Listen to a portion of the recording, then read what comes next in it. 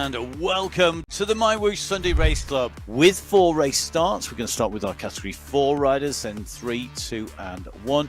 Our riders lined up in yellow, that is our Category 1 riders. In green, our Category 2. In blue, Category 3. And Category 4 in red. Those Category 1 riders are up and out of the start pen. They swing out onto the course. They are our last race category out onto the course today. Category 3 and Category 2 clearly within the aquarium. Category 4, well, they are out the other side on the descent, running into the flat section before they start to climb again. Category 1, they have yet to get to the aquarium climb. We have our leaders in Category 2 and Category 3 all coming together here. Emma, this is a moment of mass confusion. At the moment, German Fredo has opened up a good old gap here. Absolutely brilliant. So 9 seconds clear of the chase group at the moment. Fredo leading the charge in Cat 1 on the Yerbal. Her feet really nailing her colours to the mast. Hyde, Warren and Paolo,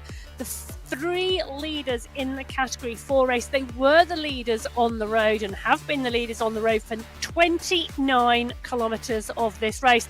They have just been caught by the leaders in the Category 2 race. The Sony moves into P1.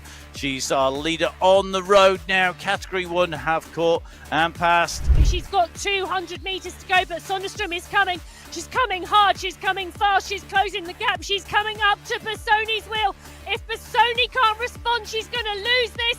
Bassoni cannot respond, she's got nothing left. It's Mika Sonderstrom, the young Swedish rider, who is going to take the win today.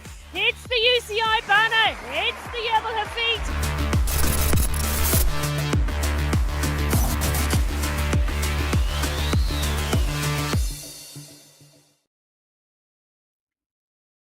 Hello and welcome to the MyWhoosh Sunday Race Club. It's a Sunday, it's MyWhoosh, it's Esports, it's the finals, it is the best race series, in my opinion, in the world ever.com. And what would I know? My name's Matt Payne, and I'm here in the studio with the one and only Emma Martin. How are you, Emma? I'm really good.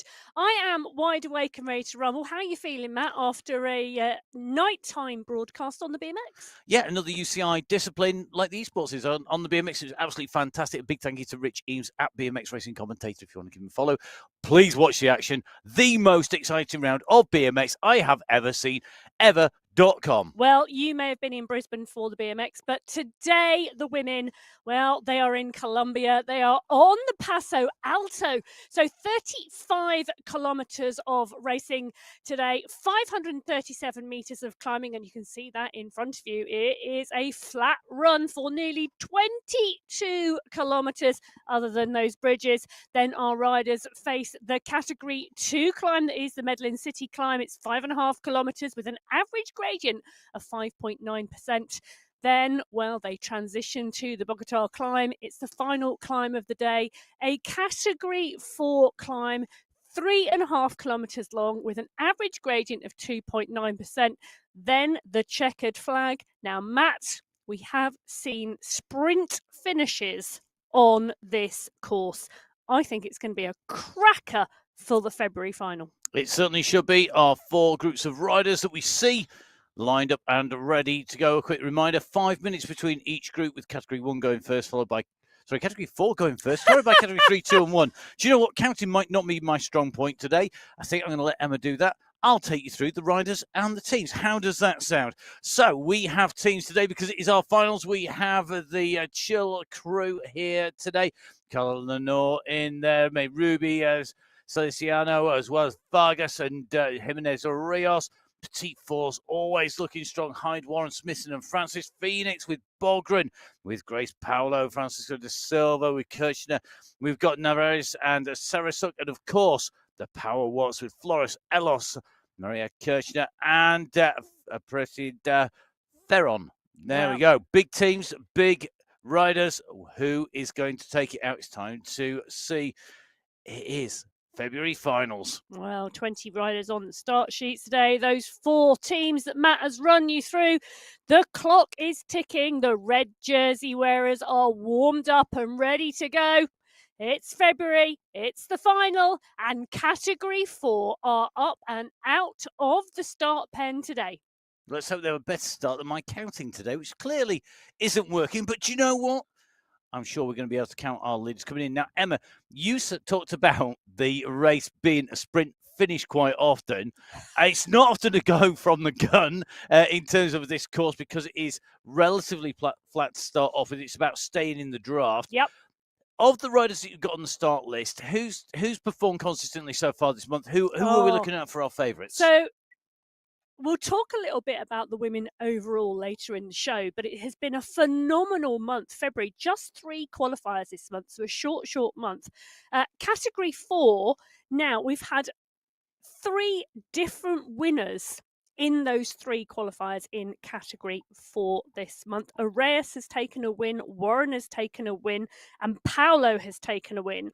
Now, in terms of teams, you take a look at Hyde's positioning, Warren and Francis, really, really strong with multiple podiums. So the Petit Four squad, and they were last month's team winners by a significant margin. But Phoenix, Paolo took a first place this month.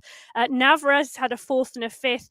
Elos from Power Watts has had a 3rd and a 5th as well. So, some really strong riders. And we can see there, Lenore, she's concentrating on that screen at the moment. And, well, she's in that pack nice and tight because, as you said, Matt, other than the bridges, which is where we would expect to see the first set of attacks in this race, it is fairly flat for the first 22 kilometres. It was not that long ago I was on a ride on MyWhoosh chatting with one of the male racers actually on the Sunday Race Club, and I asked him, what's your favourite course on the MyWhoosh Sunday Race Club? And he said to me, the first 21 kilometres of Colombia.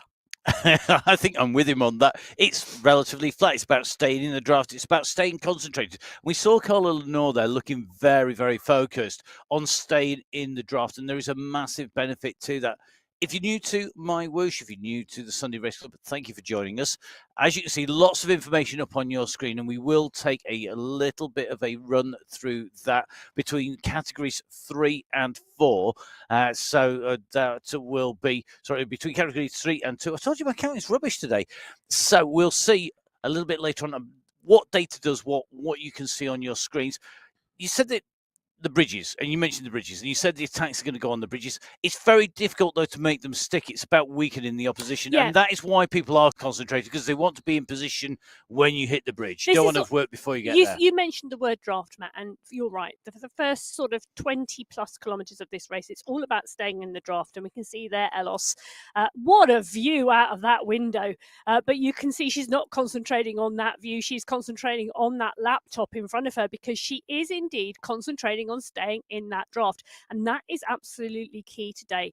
Now, we mentioned attacks over those bridges, and those are not going to be attacks for the win. Those are going to be attacks to try and break the group and get the group size down before they go into that Medellin City climb at that 21.9 kilometre mark.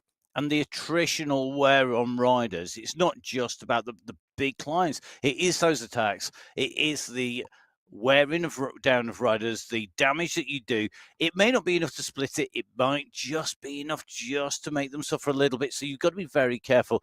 And it's also about managing your effort, managing your body temperature, your heart rate, making sure that you know you are exactly on pace where you want to be. Well, category 4 underway. We're going to move across to category 3 in the blue. They are here down on the start line. And again, we've got plenty of teams for our riders here. We have the Caramello Koalas. I wonder if they're like the cuddly koalas who are giving out prizes at the BMX. I don't know. We have the Cycler Femme squad. We've got the Cycling Warriors, Ride or Die, and Season Sisters. So Bremner, Mabin, Sonnerson, Hyde, and Silver for the, Bremner, Mabin, Sonnerson, and Hyde for the Koalas. My colouring in is as bad as my counting. De Silva, Beltran, Becker, and Yates for Cycling Femme. We've got we've got Marin, Barco, Yates, and Girardo for the Cycling Warriors in here. And we have got Mendoza, Piela, Arias, Zugala, and Garcia for Ride or Die. And Season Sisters, Fink, Idzik, Giuliano, Johnson, and Hill.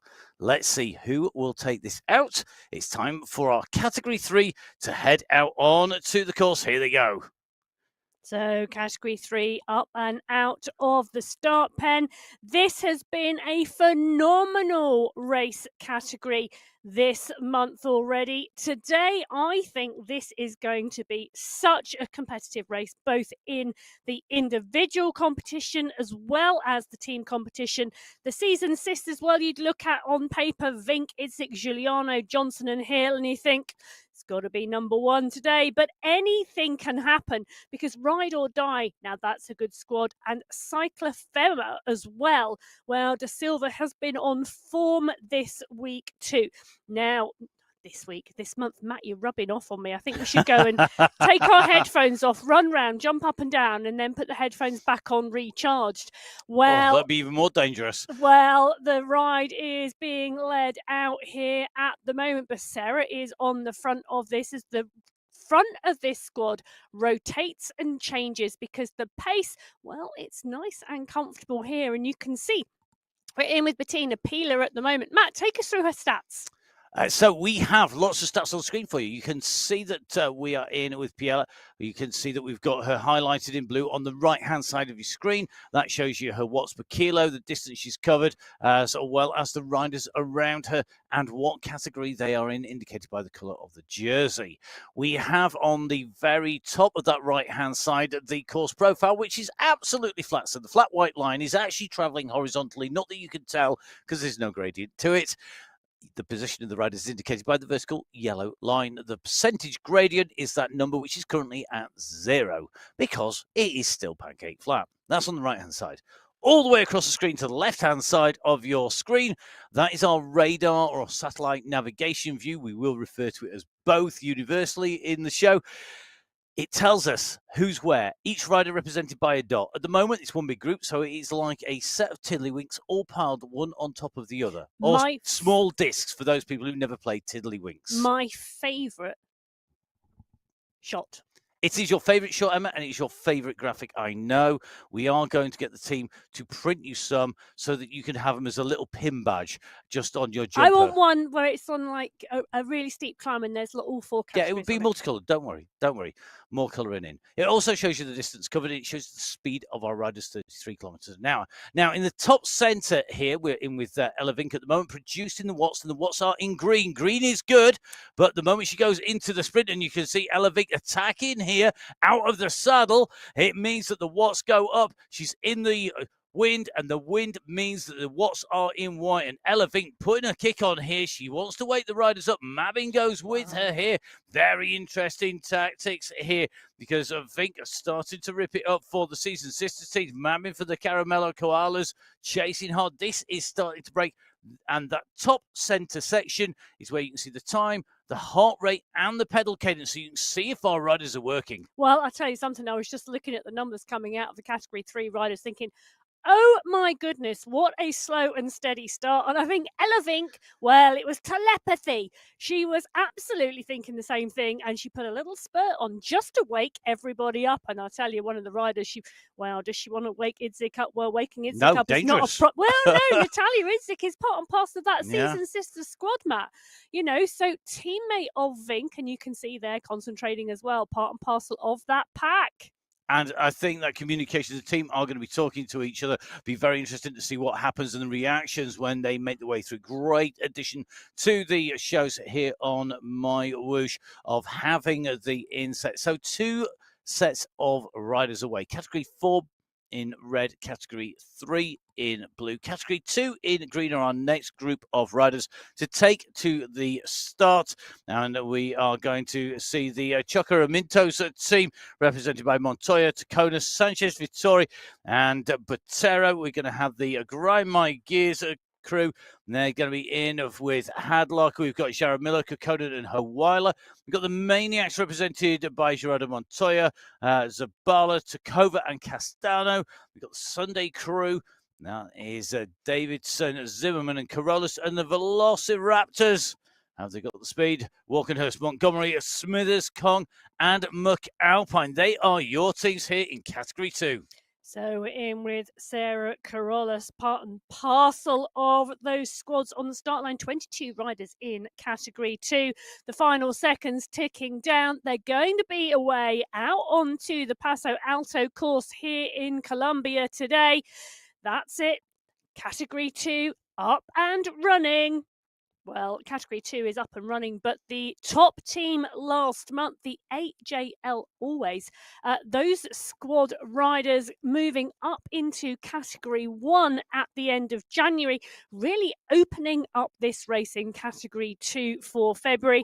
The Sunday crew, who are on the start sheets today with Davidson, Zimmerman and Carolus, well, they were second last month by 44 seconds to AJL Always. However, Chocomintos, Montoya, Tacana Ruiz, Sanchez and Vittori have all had top fives this month.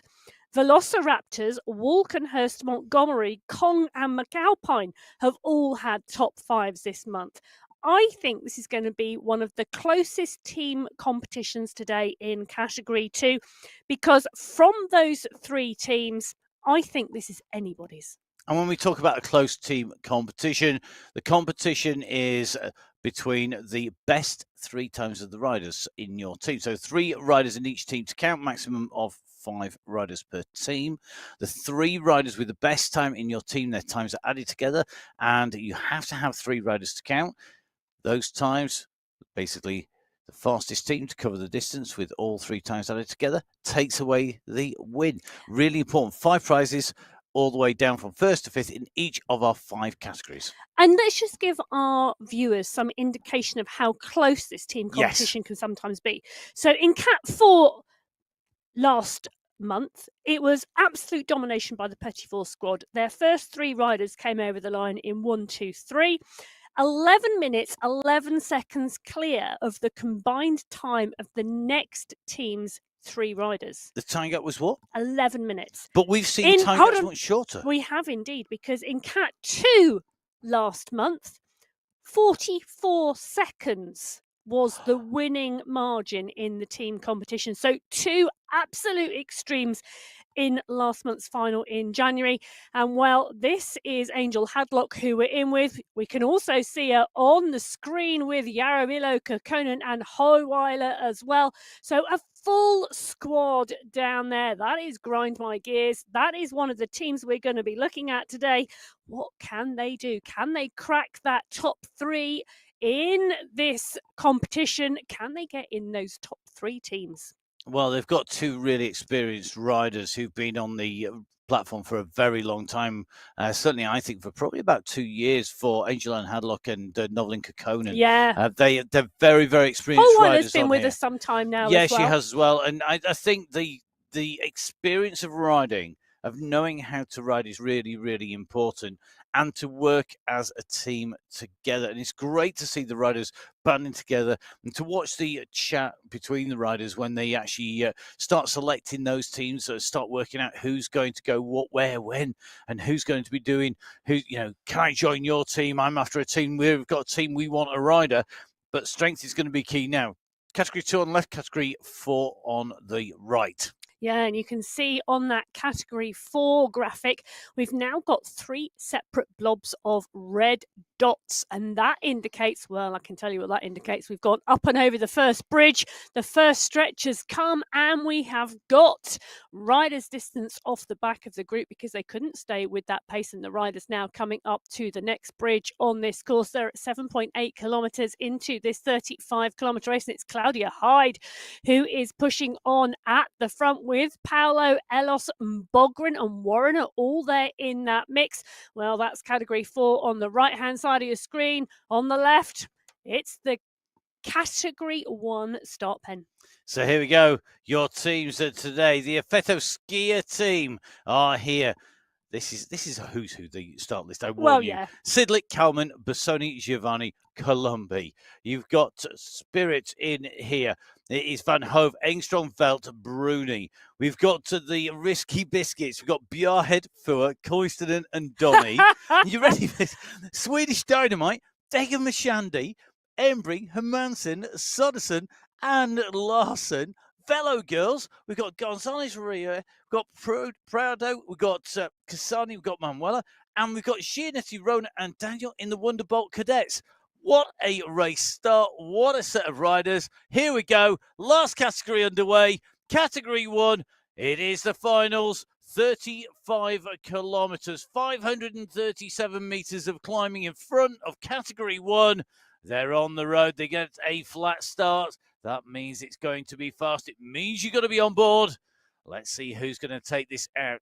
Now, Emma, these riders in here are absolutely the best that there is. There is yes. There is no doubt about it. The riders that we are seeing racing in front of us here are the best riders. They prove it time and time again. They prove it in person at the MyWhoosh HQ.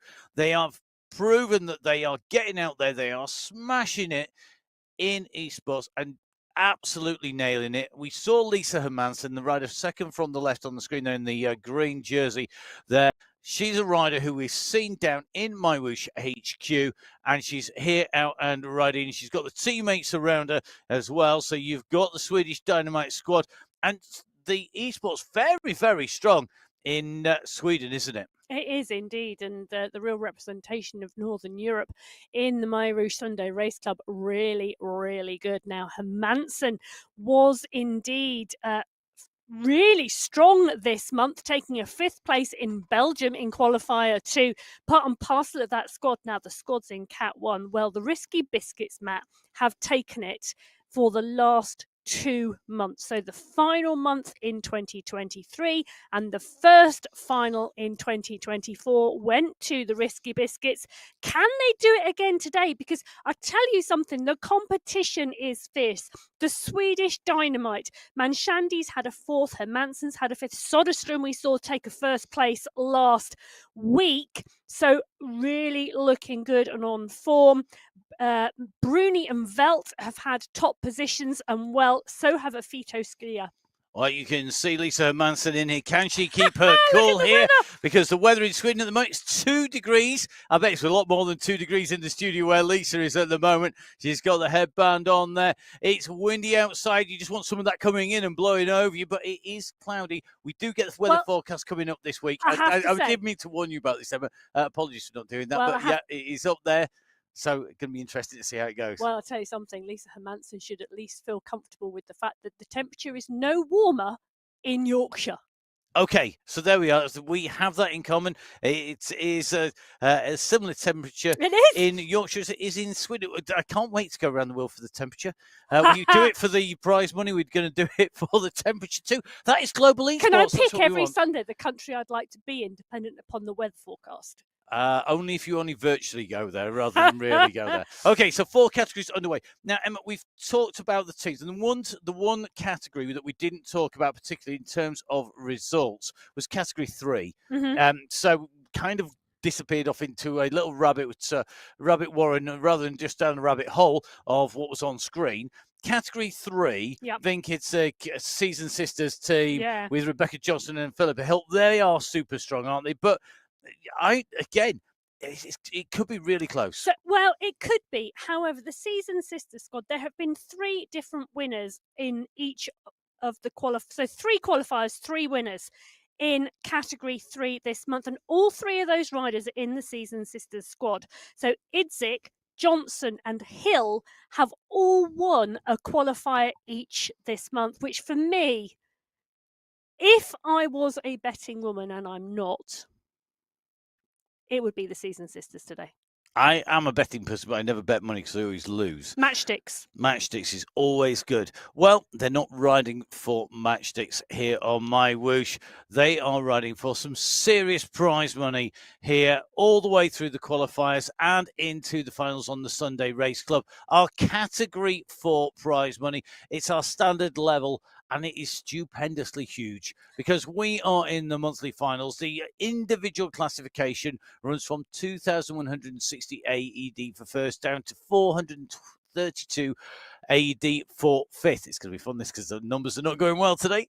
In the team classification, it's a top prize. First place of 10,000 AED in category 4. Remember, Qualifiers, it's just the individual classification. Today in the finals, we have our team classification. That is in Category 4.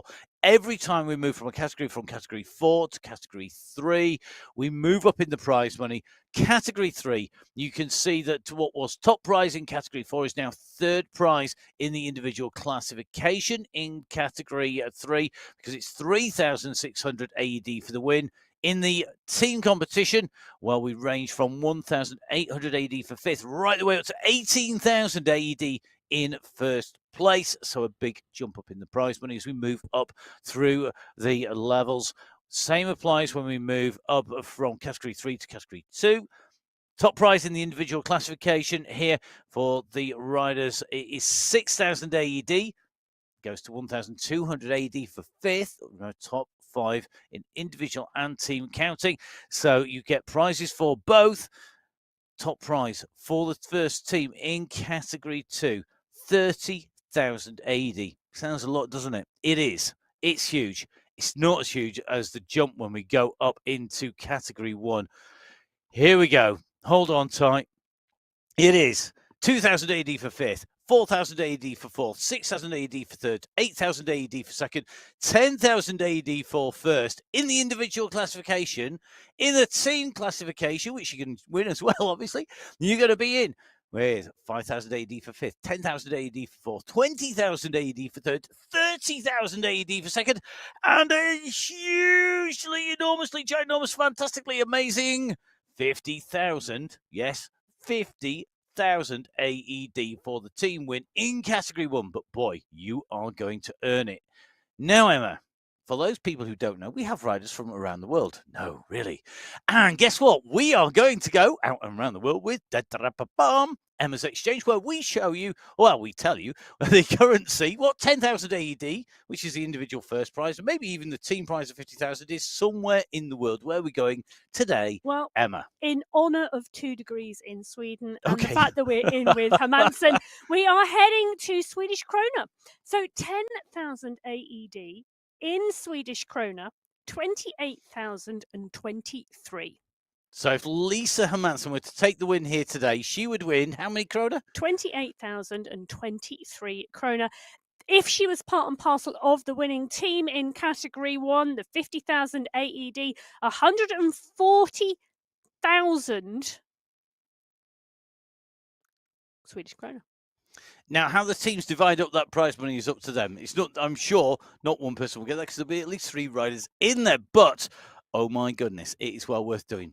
Yeah. That is a serious Do you know incentive. what I think? I think you should encourage all the riders. In fact, I'm going to take this on. I'm going to encourage all the riders around the globe to head over to MyWhoosh.com, take a look on the events page, click on the Sunday Race Club, and take a look and join. You can join Ella Vink, Rebecca Johnson, and Natalia Idzik, who are part and parcel of the Category 3 season sister squad on the start line next week. You can join us for the qualifiers, and you can qualify too for the March final, and you could be racing against these 3. Whilst we've got them on screen, I'm going to pick on our middle rider there, Rebecca Johnson. Sorry, Rebecca. Rebecca Johnson has proved a real revelation recently, hasn't she? She has got stronger and stronger and stronger.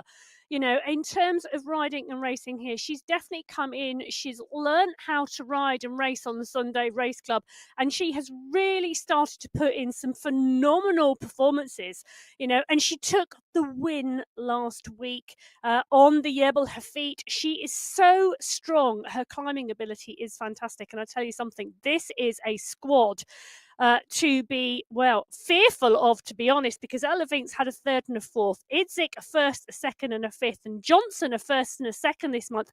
Philippa Hill, their teammate, has also had a 1st and 2nd, and we know how good Jackie Giuliano is as well, regularly in the top 5. I would be looking at this start sheet in Cat 3, and I would be thinking, I think it's obvious who's going to win, but as I always say, never make an assumption by looking at a start sheet, because the race is already over before you're out of the start pen if you do. Indeed, it is now not. It's certainly not over, and this is one of the reasons why this is one of those attritional moments. The shorter bridges, steep enough on the way up, heading up for that 5% gradient marker. You can see the gradient going up and going down. Top right-hand side of your screen is go over the top of the bridge here as they make the way down in towards on sprint segment. Now the green dashes out on the course. And a quick reminder for you, the sprint segments, the riders will not be going for this. You can see that Joanna Cameron currently just taking the time there just to make sure that she can breathe properly coming in and through. The sprint segments give us a window on the racing. They do indeed. So a little window on the world.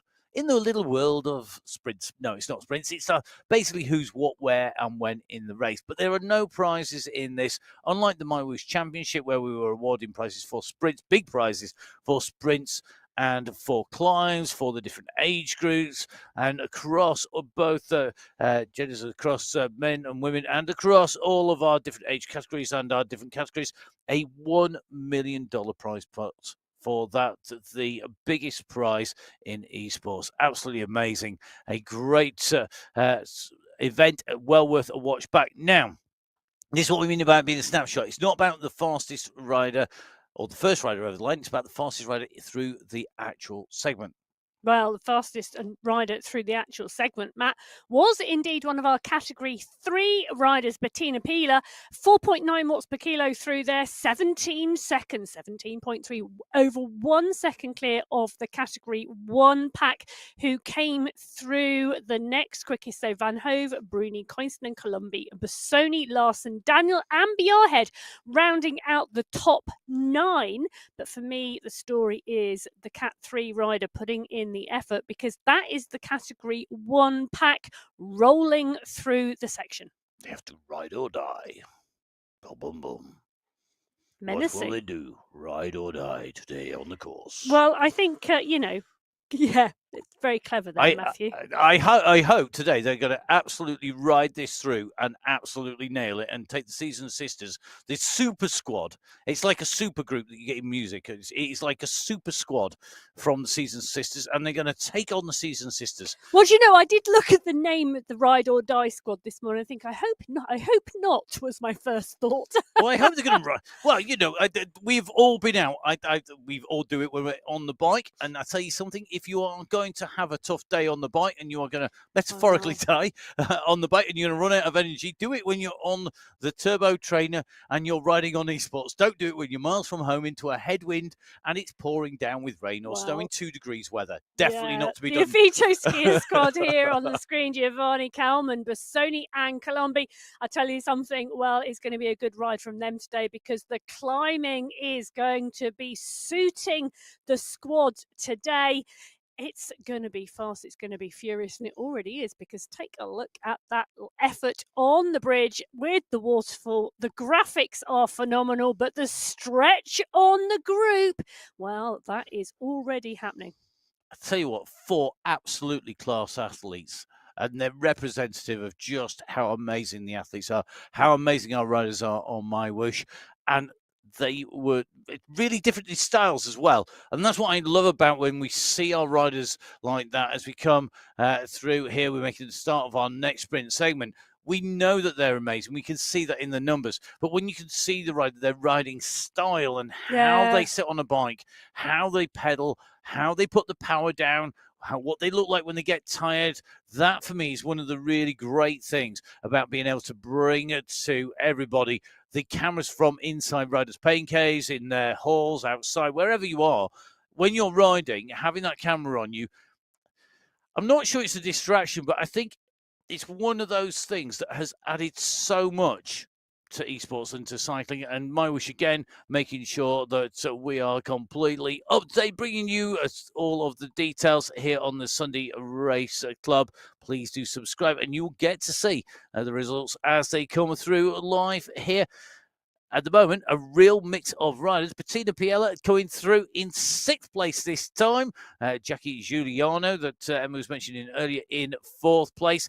But the Category 1 squad are moving quick today. They're up there or thereabouts today. Well, they are there or thereabouts, but take a look at that. For me, the story here, Matt, is 0.3 of a second separating the top 9 here, but the top 9 across 3 different categories, which tells me the categories are all moving at a very similar pace. So Sidlik, Rona, Bruni, Giuliano, Zimmerman, Pila, Jaramillo, Kalman, and Giannatti are the top 9 riders through the Jungle Trek sprint. 0.3 of a second separating them. In fact, Gonzalez Rua from the Velo goes rounds out the top 10. And, well, it is the Category 4 riders who are the slowest through there. But I tell you what, they are not slow by some margin. They are not slow, definitely. And I think today we are going to see a fast ride up that climb because they're moving quick. It is a final, but the advantage of this course for me for the racing as a absolute avid fan of exciting racing, whilst the first 22.2k, the best bit of the course when you're riding it, means that you have a relatively easy start.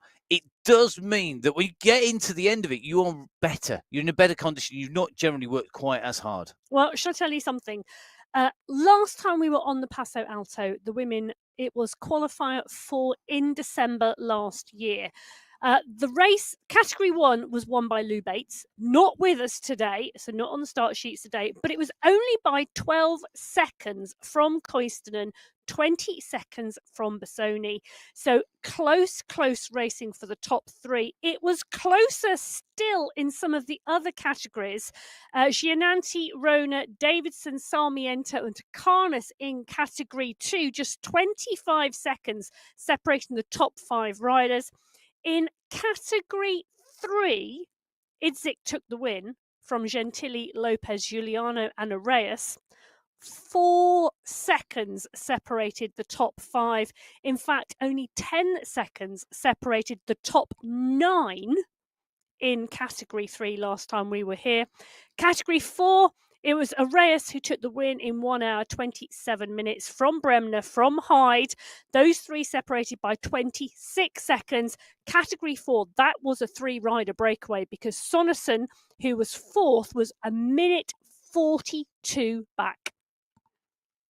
So really interesting. Only really that breakaway clear. Well, 3-rider breakaway clear in Category 4, 3-rider breakaway clear in Category 1.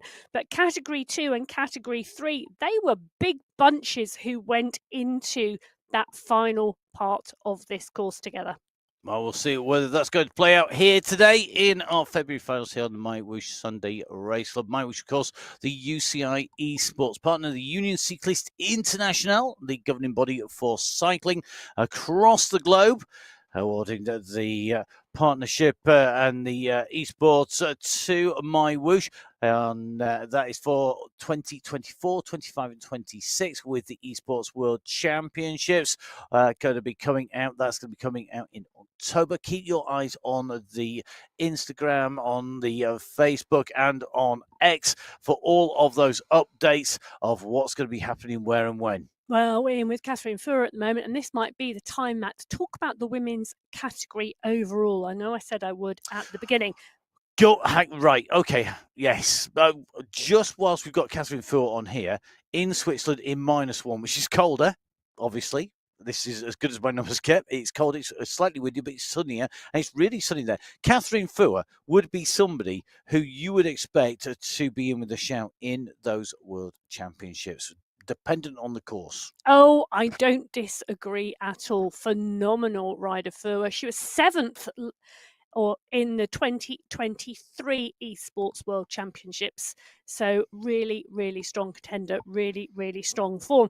Now, we mentioned earlier there were 3 qualifiers in February, and I mentioned that there were 3 different winners through those qualifiers in Category 4. Yep.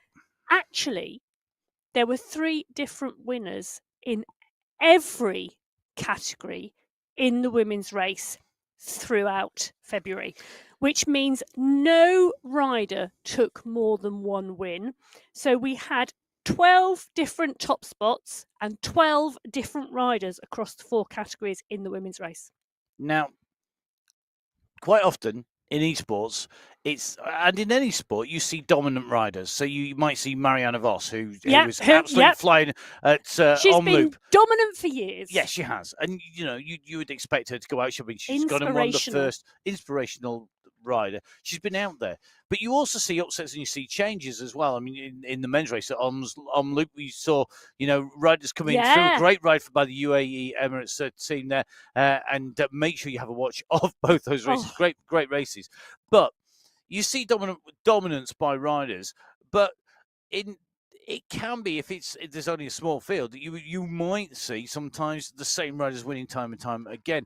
Those numbers seem to say, certainly recently, that we've got a wider spread of riders up there in the prize money. Yeah, and I think that's absolutely true. So if we take a look overall in February, only bear in mind, right, 4 races, top 5 are in the prize money every week in each of those 4 categories. 38 different riders took top 5 positions in the women's race across those 3 races. So a big, wide number of riders. So when you think we've got around between 80 and 95 riders on the start line each week, 38 different riders took prizes in the 3 qualifiers. Let's not forget we've got the team prize as well today. So that is just going to grow. Phenomenal numbers in the women's. And in fact, quite representative across the piece. 12 different winners out of a potential 16 through January in the women's as well. And 70 different riders taking top 5 spots in the women's race between November and January on the Sunday Race Club. So the start of November, the end of January, 70 different riders. 70 different riders taking away prize money. In the individual competition. Alone. Wow. That is amazing stuff. And if you want to be on board, if you want to be part of this, do jump on, get yourself down. Download the app. Lots of great developments coming. The Apple TV, really interesting watching the development. That's in beta testing at the moment. That'll be coming out. And of course, that makes it very, very accessible for everybody. If you are a bit like me and you love spending hours and hours and hours and hours fiddling with computers and tech, and you're into your super duper gaming, Emma's just closing her eyes because I spent the entire day yesterday in the studio upgrading kit. If you have a super duper gaming setup and you have the absolute business and you want to get the best and you want to get yourself a big build, you can see the most amazing graphics. You might have a projector going on your wall in 4K. You've got that massive high definition. You've got these amazing graphics. You've got the great gameplay. You couple that with jumping on your bike and riding. Does it get any better? It's kind of my idea. Fun, just a coffee machine and an ice cream machine, one either side. But I'd be in. As we've seen by some of our riders today, we have riders riding and racing on an iPhone. Yeah, exactly. And you can ride and race on any equipment you've got. I'm going to hold my hand up here because most of the time when I ride on MyWhoosh, actually, do you know what I really like about it? I do ride it on my iPhone because it is really easy. I just literally pull it up on the phone, job done, away we go, nice and easy, and you can do it so simply. But can I please say that I think there is also an expectation that you have to have super duper high-end kit, and you do have to have specific kit to ride on the Sunday Race Club. Yes. And that is in the rules and regulations, the technical guide, and the verification information that you will find on the events page of the MyWhoosh website. However, you do not have to have that level of equipment and those specific trainers to ride generally on MyWhoosh and make use of the training programs, etc. Now, we know my numbers are bad, so don't quote me on the numbers, but I think from my memory, I think it's 280,000 that is coming out every single month on MyWhoosh. It is literally hundreds of thousands and thousands of dollars that are being given away in prizes or being earned in prizes. So, of course, when you come to Sunday Race Club, we do kind of expect you to have a certain level of kit so you can prove your performance is correct, because verification is key. Making sure that we know that that prize money is going to the right people fairly. And that, I think, more than the prize money amount, I think it's about ensuring for all the riders that they have fair competition. Yeah, nobody wants to see a flyer, somebody riding down the road at 30 watts per kilo, magically putting in some superhuman performance. But we are seeing a movement forward. We are seeing the bar being raised because people are riding so consistently on esports. When I first joined esports, here we go. Are you sitting comfortably? I'll begin. When a long time ago, in a place far, far away from here, well, about 3 miles away from here, actually, we were asked to join MyWhoosh, and when we did so, one of the things that was really key was professionalizing esports and giving an accurate and fair racing for everybody. And you know what? From that day, I think it's really working, because you look at the developments right the way through to taking people and bring them into MyWhoosh HQ and getting that verification that's fair, about paying out prizes to all those people. What a summary! In 2 years, how far we've come, and we've got riders now from around the world. We can see what riders are doing in their own homes, as well as making sure everybody's having a great race. Well, I'll tell you something, Sony's working hard in her own home at the moment as she continues to push on with this Category 1 pack. But what I am loving, Matt, is the fact that we are now seeing esports and e-cycling as a discipline in its own right, and we are seeing performances that are specific to training for esports. It is truly becoming its own cycling discipline, and the riders that we've got here in front of you today are absolutely part and parcel of that way forward. And Bettina Pila, I'll tell you, she is wanting some sprint training today, because our Cat 3 rider has done it again. 25.155 seconds. She goes through faster than her Category 3 compatriot Jenny Tan. Just faster. Then we move to the Category 1 pack being led by Sidlick, but they're 2.8 seconds slower than the two Cat 3 riders, Rona, Coinston and Manuela. Bjarhed, Hermansen, Fua are part and parcel of the riders in that top 9 on the San Gil sprint. Giovanni rounds out the top 10, and in fact that entire pack of Category 1 riders through. Cat 2 coming through next, led by Johanna Zimmerman and Dana Davidson. That squad pretty much mingled time-wise with the Category 3 pack.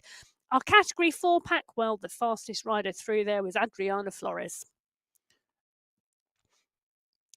I'm sat here, my jaw just kind of hit the floor a little bit there, about the speed and the distance our riders have already travelled here on the finals, because we know that the start's fast because it's relatively flat.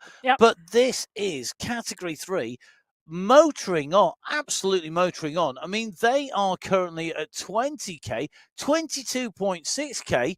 We're already hitting the climb. We're onto the climb. We're onto the Medellin City climb here, Emma. So we are starting to see the gradient go up, and we are starting to see the numbers come down again. And we'd already seen splits in the Category 4 race. Well, 8 riders clear in this Category 4 race at the moment. Hyde, Warren, Francis, Bogran, Navarez, Elos and Sarasuk. So 8 riders clear, and you can see nobody in the background. So these 8 riders now on the first part of the climb, the first part of the Medellin City climb. We said it's got an average gradient of 5.9% at the front of the show. The steepest part here is around 9.5%. As you can see, Francis up and out the saddle climbing, putting in that effort at the moment. The gradient just shy of 6% now. It will kick a little further up the road, just shy of 10. Then once they get to the top of Cat 2, for me, the top of this, you need to treat the top of the Medellin City climb as the end of the race, because the rest of this course is pretty much draftable.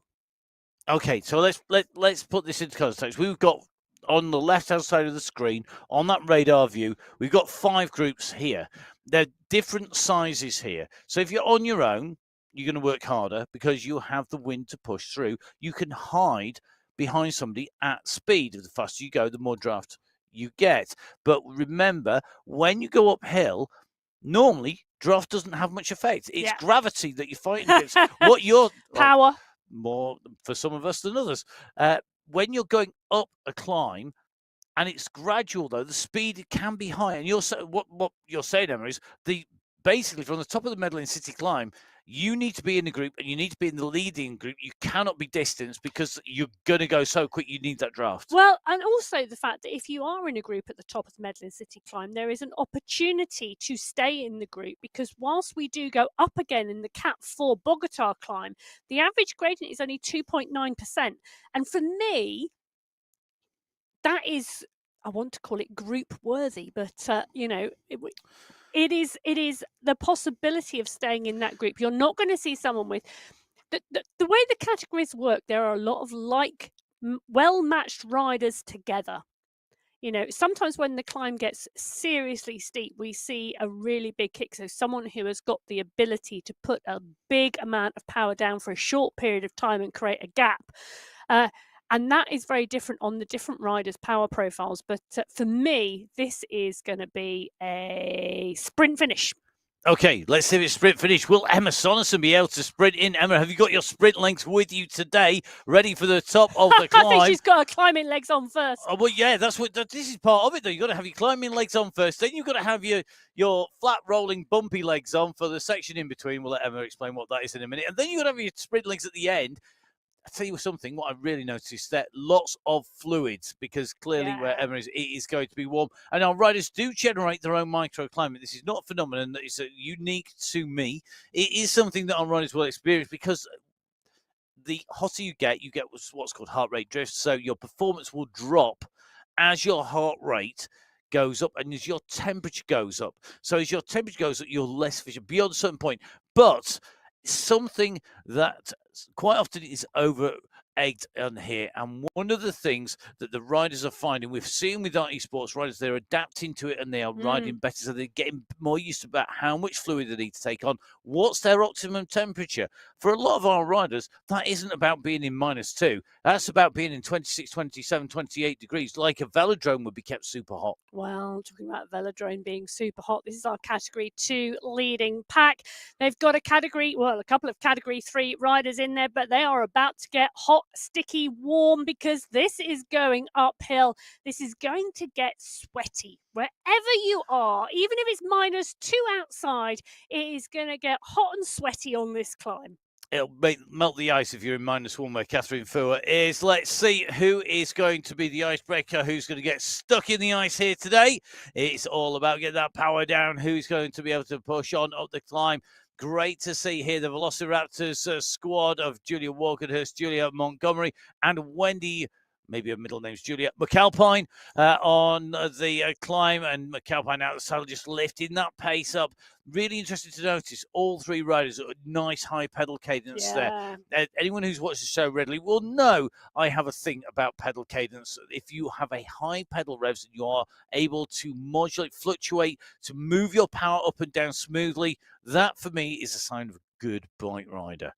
There is something else called ankling, which is about the foot and shin position as you go around the bottom of the pedal stroke as well, if you want to go uber geeky on it. But don't forget, you've got to get on it and ride, and that's what we want you to do. So please, please, please do jump onto MyWhoosh.com and download the app on whatever device you're on, whether you're on Windows, on iOS, whether you are on Android. Jump on board, get on the bike and come and ride, and come and join the lots of rides that are out there. If you want to come and race, come and show us what you can do, whatever ability you are, category 4, 3, 2, or 1. The climb, it's here. You can ride it anytime, but we'd really love you to ride it as part of the racing. Well, I would do indeed. And currently racing up the Medellin City Climb are category 2, category 3, and category 4. All three of those categories now on this climb. This is a huge group of category 2 riders now working their way up.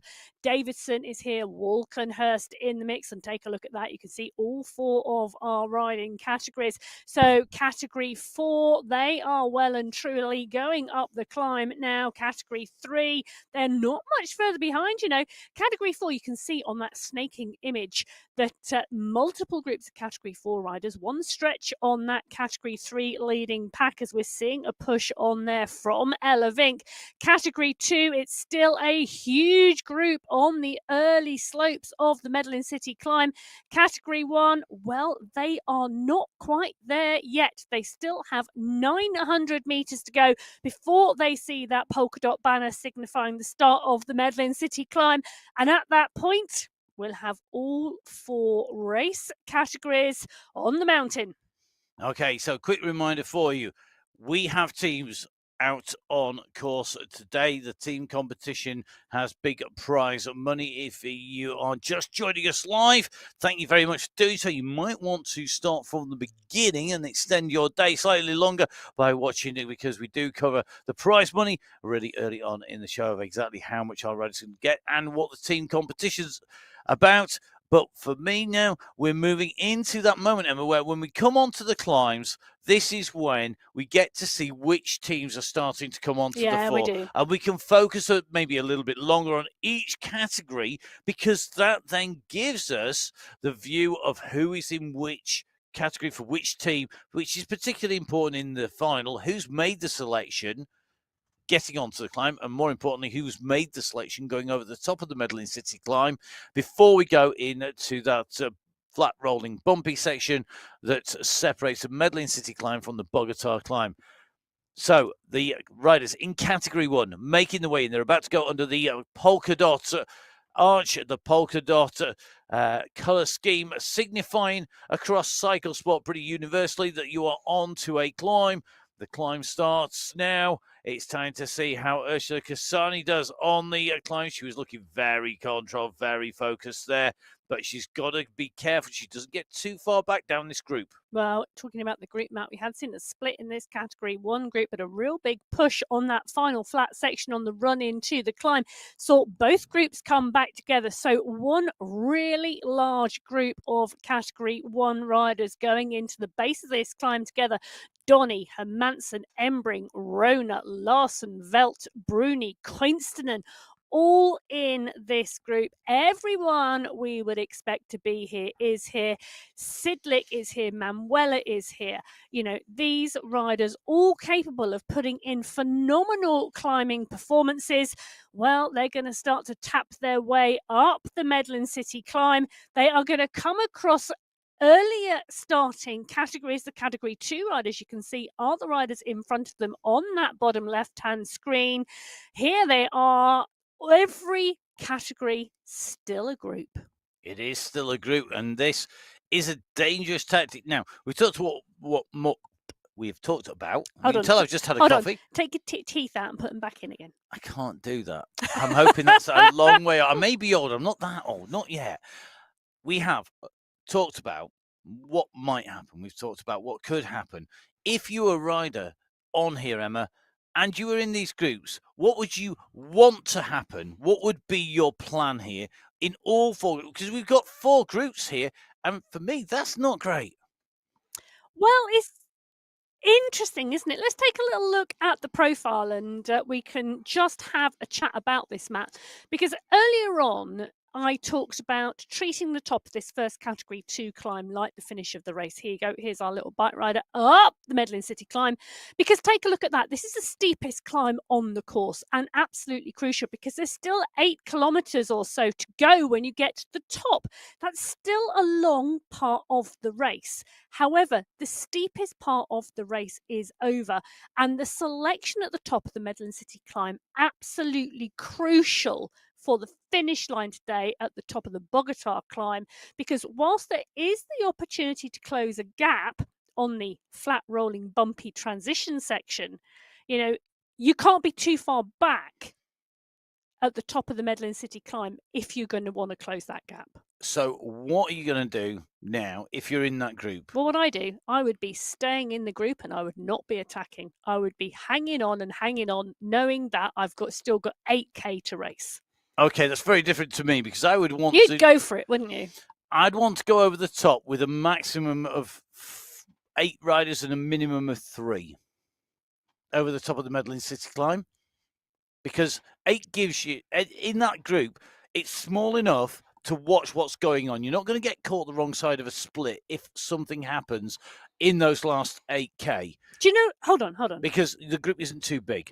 It's also the group isn't so small that you're having to do all the work because it is 8K. Shall we just? But I would want to make sure that I could beat everybody that was in that group. No, on you that know what last I'd want to section. do? I'd want to be I want to. taking my. I would be wanting to coordinate a team attack. Well, that's what you would use your team for. But if you hold on a minute, because you just said you would want to go over in a group of between 3 and 8. Well, if you've got 5 riders in your squad, all of whom are good, strong climbers, and all of whom are very like powered riders, surely the team of 5 you would want to take over is indeed your team. Yeah. That's not mutually exclusive to what I just said. In fact, and I wonder whether we are going to start to see that. Because hold on a minute, take a look at who's in this leading group in Category 3. Vink, Johnson, Idzik.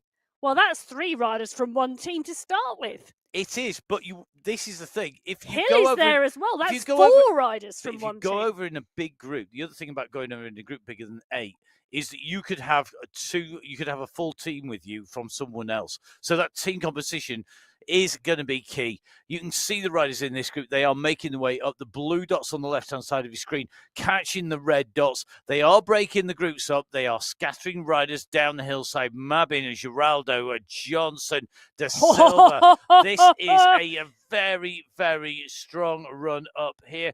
Emma, the composition of this group, it is playing into the team, into that team competition game, isn't it? It is, and it is playing into the Season Sisters' hands, and we thought it would. We've got 2 riders, Mabin and Sonnerson, for the Caramello Koalas. We've got De Silva from Cycler Fema, and we've got Giraldo from the Cycling Warriors. But the only team with a full counting 3 riders so far is indeed the Season Sisters, but they've got 4 riders in there, so they've got 1 to spare. We will see who is it going to be. Now, you can see Giraldo, Tan and Barco all on your screen at the moment. The Cycling Warriors squad, we know that they're going to fight all the way to the line. Isabella Giraldo there, keeping those revs nice and high. Do you know she's come on? She's come on so well. You remember Isabella Giraldo in the championship as a Cat 4 rider, young rider, Category 4 in the championships nearly a year ago, worked her way through Category 4 into Category 3, has been pushing and working week after week after week and getting stronger and stronger. I predict that she is going to start getting into the top 5. She's not quite there yet, but I don't think it's going to be long. She is getting better and better. And the progression we are seeing from her moving into Category 3 and riding with the stronger riders, it's only bringing her on. And that's what makes you quicker. It is an old cycling phrase. You don't get better by riding with people that are slower than you. You need to be pushed. And that's one of the great things about the competition. When you're riding with riders like Isabella Giraldo in Category 3, when you're riding up here with Mika Soderstrom in Category 1, you are going to get better. And what's even better is you're mixed in with a lot of other riders, because you can see now Emma is going to be getting very happy indeed on the other side of the studio, because we have our multicolored dots scattered around the twist, on the mountain, on those bends, making the way up the Medellin City climb here on the MyWhoosh Sunday Race Club. If you like your coloured dot-to-dots, snaking the way up a sinuous climb and some of the best scenery that Colombia's got to offer, that's what's happening now. And mixed in the centre of that is some great race action as we start to see the levels of power lift, the speed and gradient combining to distance riders. We have a long spread out group of riders up at the front, though. The composition of our Category 1 race, well, that is critical to what is going to happen, I think, going over the top of the Medellin City climb. Emmett, what are your thoughts on the riders who are in here? Well, it's looking like 9 riders now breaking away in this Category 1 group, and looking at the riders in here, Mina Koinsten and Hermansen just off the back there, around 2 seconds. I hope they're going to squeeze on and move through, but we've got Donny, Sidlake, Koinsten and Columbi, Sonderstrom, Van Hove. I am fully expecting these riders to be part and parcel of the finish here. Catherine Fuhr pushing on at the front of the group, ensuring the pace is high. It's creating damage to the group in multiple groups. You can see on that bottom left-hand corner of the screen in yellow behind. Those are the riders who all went into the bottom of this Medellin City climb together. They are not together anymore.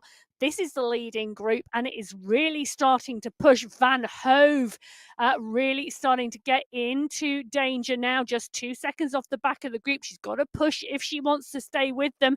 Hermansen now 10 seconds back. So is Giovanni and Velt. Amelia Velt not part and parcel of that front group either.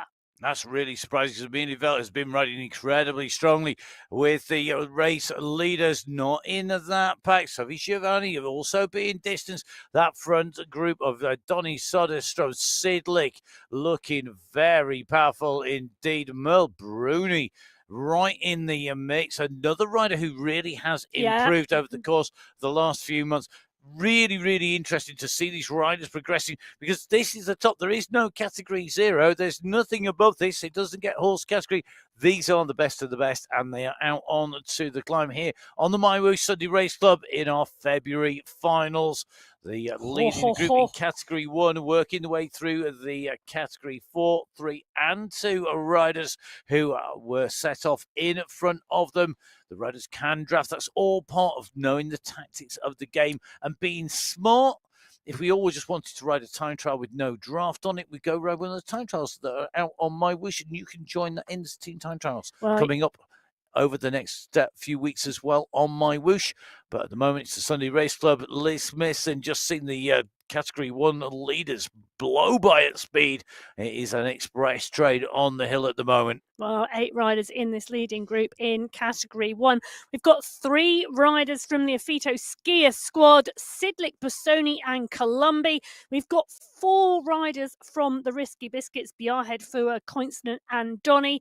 And well, Merle Bruni, she's got the Nordic spirit underneath her wheels. The only rider from that squad, Van Hove, Engstrom and Velt, now dropped and further back down the hill.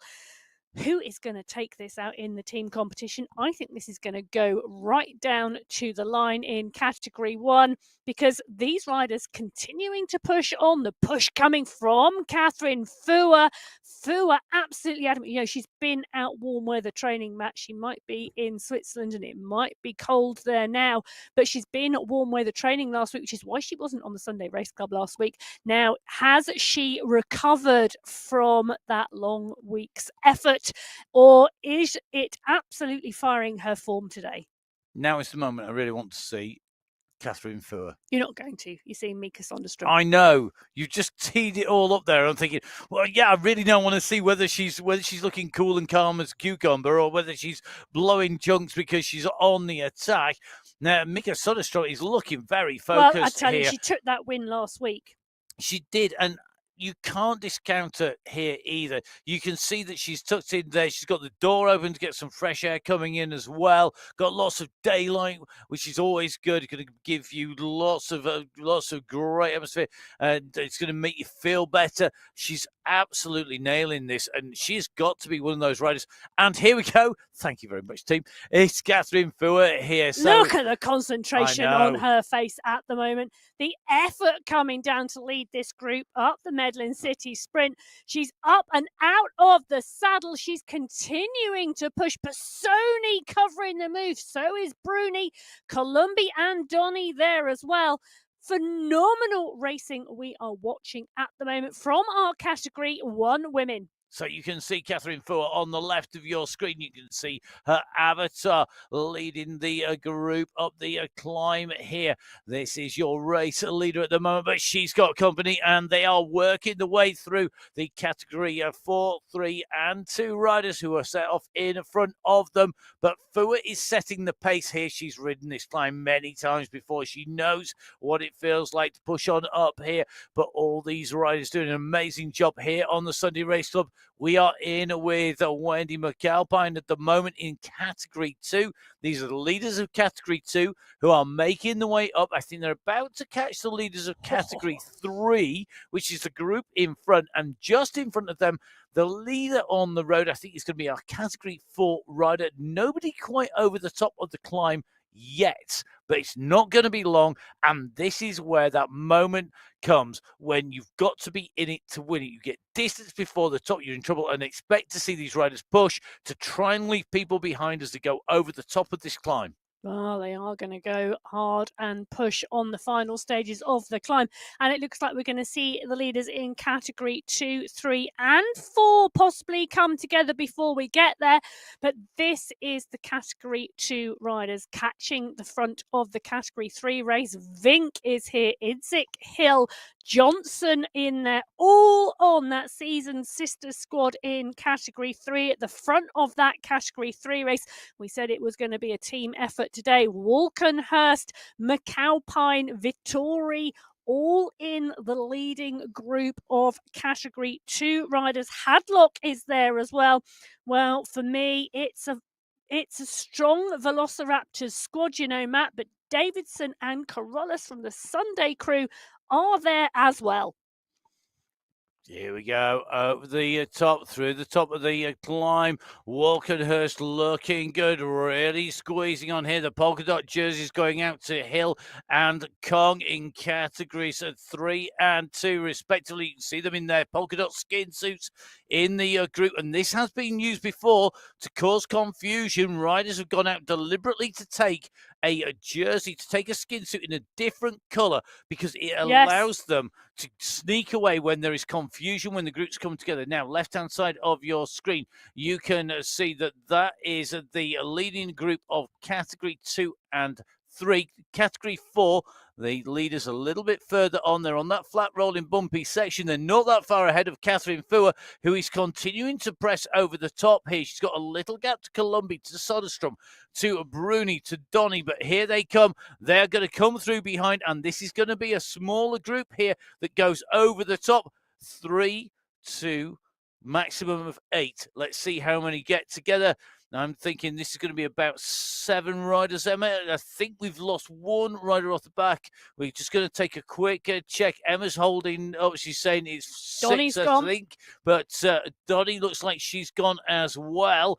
This is really, really key moment. You've got to keep on pushing. Chiara Donny off the back of the group. Sidlick is not in that group. Coyson not in there. Bjarhead's not in there. Van Hove not in there. They've got to push. They will want to be as far up as they can for the team, because even if you're not in the individual prizes, remember, team prizes come down. It can come down to fractions of a second. Everybody has to ride to the line today to do what they can for their team in whatever category you are. So we're into the flat rolling bumpy, as named by my co-host here, my co-commentator Emma Martin. She's got a section named after her. She's named a section, the flat rolling bumpy section, that takes us from the top of the Medellin City climb across to the Bogota climb. The Bogota climb, though, as Emma said, it is relatively short, it is relatively low gradients, it is fast, and it is difficult to break away at that point because of the speed of the group.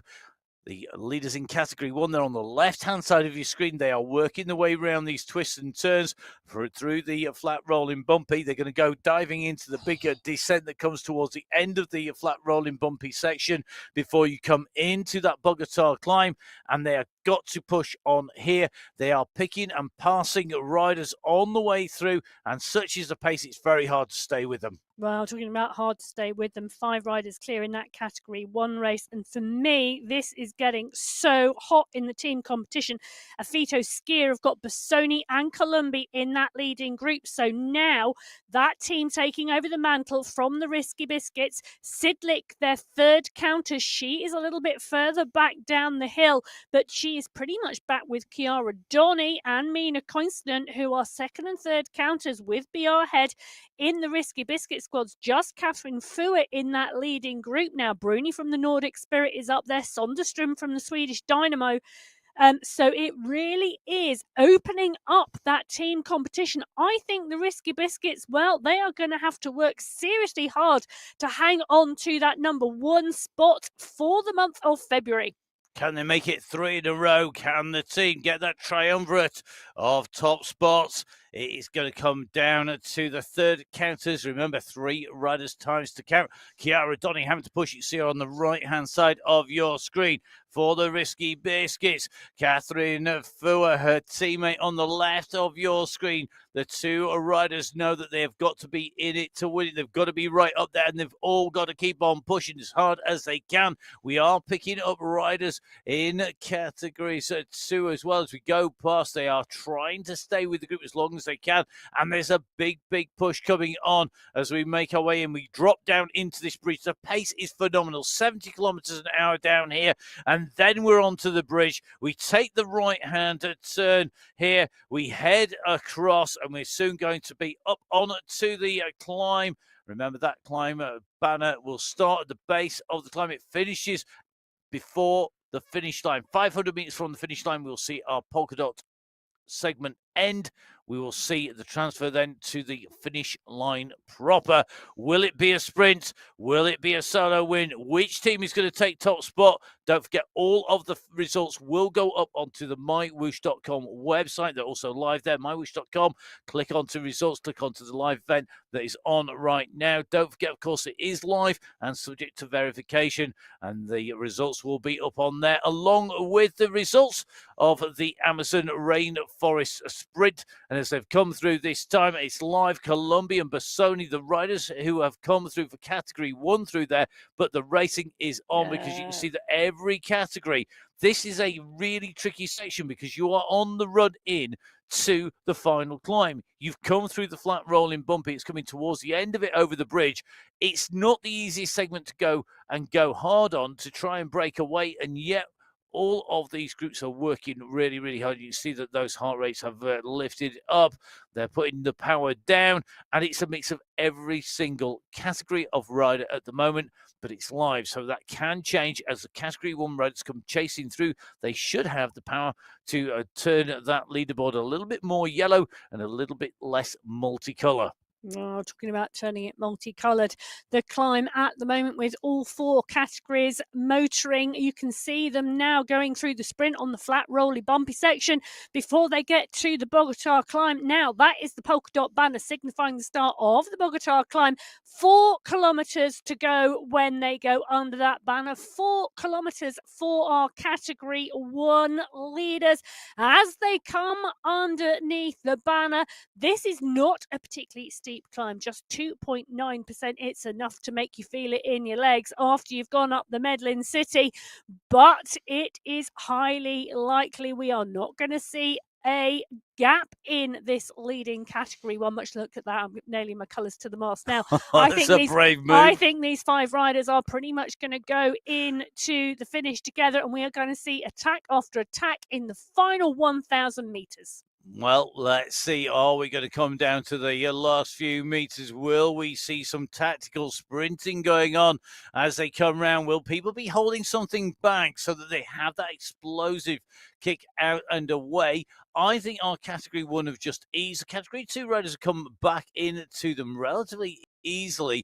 Bruni is going to take up the running here at the moment in this group, but this is not flat out. Those numbers are dropping. The heart rates are still relatively low. When will we see the kick? Who is it going to come from? I think my money would be on Fua really trying to set the tempo and break the riders on the climb. She was able to put them under pressure and really make them suffer going up the Medellin City climb. Will she do the same again? We have got 5 riders, and now it's starting to white. Catherine Fua at 5.7 watts per kilo. She's staying over 5 at the moment. The rest of the riders have to respond to this. They can't afford to let her go, and it looks to me like they were straight on the wheels, and Fua has backed down a little bit here, but this is going to be tough stuff here because she's jumping up and down. They are trying to break each other.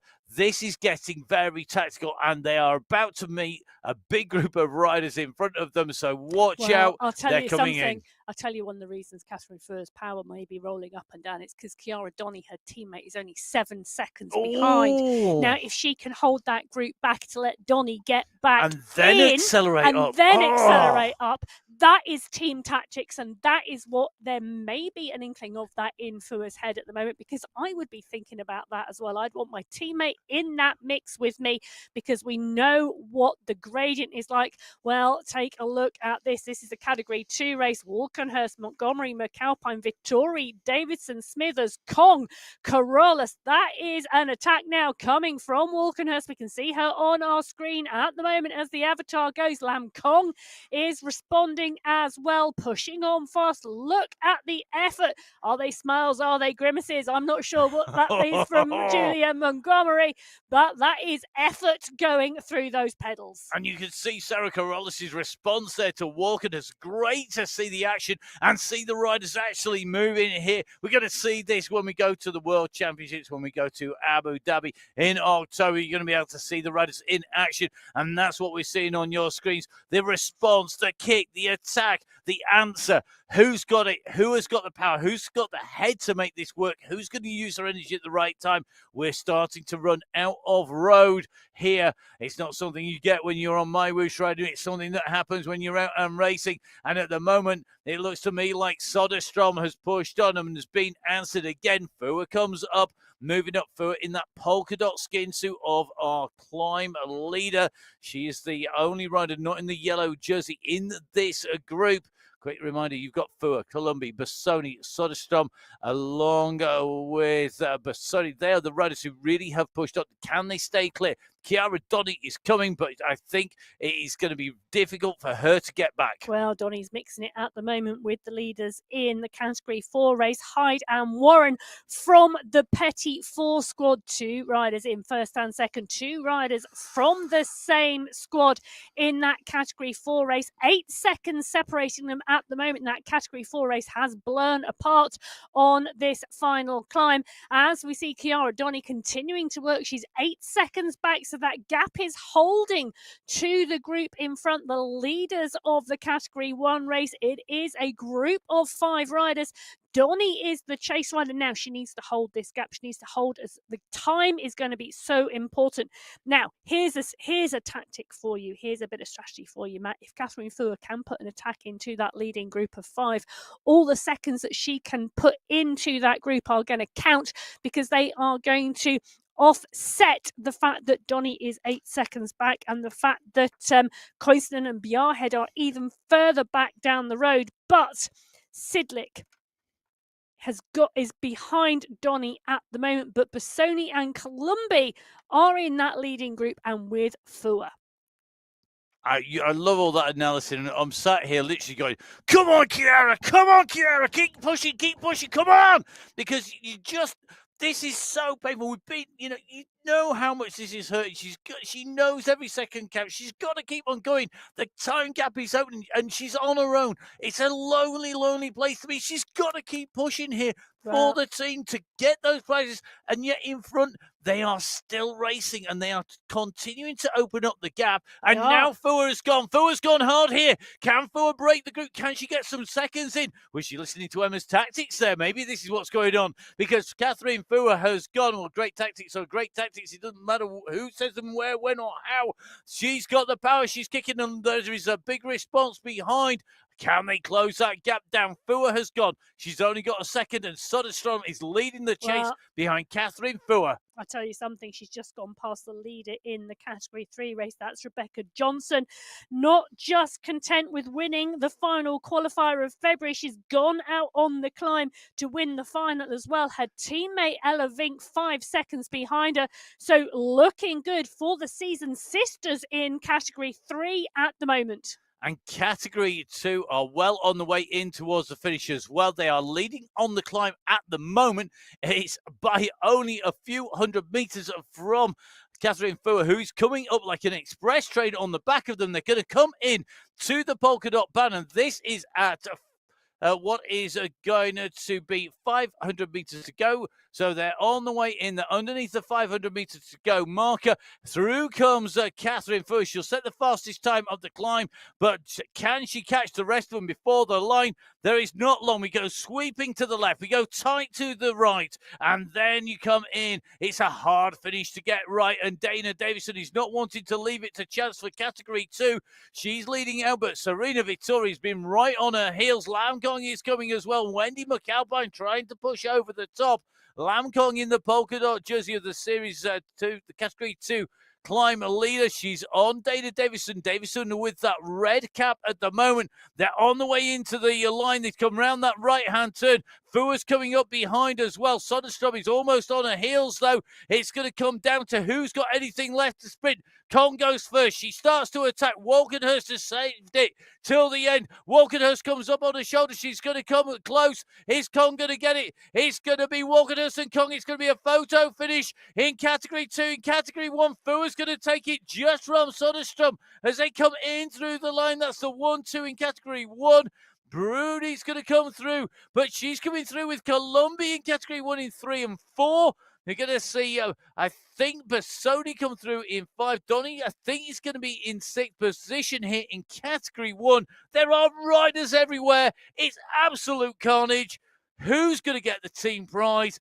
It's all to fight for. Well, it is indeed all to fight for as Bassoni and Donny come through across the line. So let's take a little look. So Catherine Fua taking the win, 1 hour, 3 minutes, 27.9 seconds.